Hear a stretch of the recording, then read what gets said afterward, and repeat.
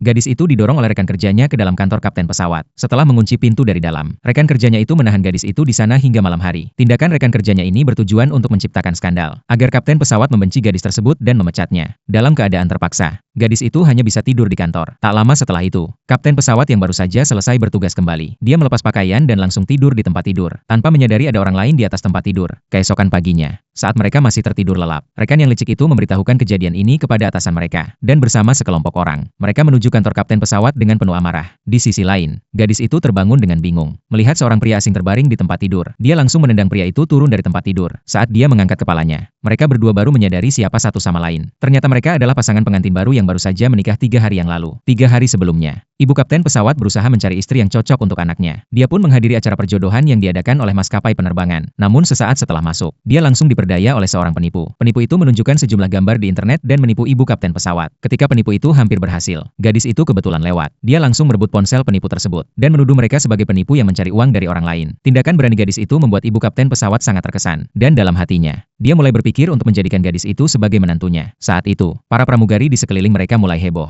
Ternyata, kabar mengenai kapten pesawat yang terkenal akan segera kembali ke negara. 4 tahun lalu, saat pesawat mengalami kerusakan, kapten pesawat itu dengan pengalaman terbang yang luas berhasil menghindari kecelakaan. Dan dari kecelakaan itu, dia berhasil menyelamatkan 125 nyawa. Dia pun menjadi pahlawan di hati banyak pramugari. Gadis itu pun tiba-tiba teringat kejadian kecelakaan itu. Ternyata, dia juga kebetulan berada di pesawat tersebut. Kemudian, ibu kapten pesawat membawa gadis itu keluar dan menelepon anaknya, memintanya untuk mengganti pakaian biasa dan keluar. Dia melarang anaknya mengungkapkan bahwa dia adalah kapten pesawat, karena khawatir gadis itu tidak menyukainya. Untuk mengulur waktu, ibu kapten pesawat pura-pura merasa tidak enak badan, sedangkan gadis yang baik hati itu dengan sabar merawatnya. Tak lama kemudian, kapten pesawat muncul mengenakan pakaian keamanan. Gadis itu mengungkapkan niatnya untuk segera mengantar ibu kapten ke rumah sakit. Namun ibu kapten pesawat justru membawa mobil menuju kantor catatan sipil. Begitu saja, dua orang asing yang hanya bertemu sekali itu langsung menikah dan mendapatkan surat nikah resmi. Setelah menikah, ponsel gadis itu berdering, mengabarkan bahwa dia terlambat untuk wawancara kerja. Dia pun buru-buru menuju perusahaan tempatnya akan diwawancarai. Namun begitu memasuki ruangan, dia langsung bertemu dengan mantan pacarnya yang brengsek dan wanita licik. Mereka mengejek gadis itu, menganggapnya datang untuk meminta balikan. Gadis itu baru hendak membantah, ketika kebetulan sang pewawancara keluar dan memintanya segera masuk untuk wawancara. Namun wanita licik itu sengaja mengotori pakaian gadis tersebut.